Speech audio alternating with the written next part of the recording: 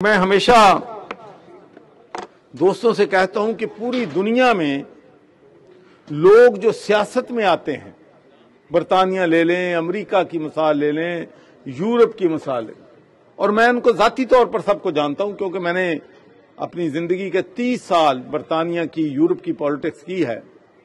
یقین مانیں کہ جتنے لوگ بھی وہاں میرے کولیگ تھے، ممبرز آف پارلیمنٹ تھے، ممبر آف اسکاٹش پارلیمنٹ تھے، منسٹر تھے، وہ اگر پولیٹیشین بنتے ہیں تو ان کی تنخواہ 1 لاکھ پاؤنڈ، 80,000 پاؤنڈ ہے، جس سے وہ بڑی مشکل سے اپنے گھر کا گزارا چلاتے ہیں۔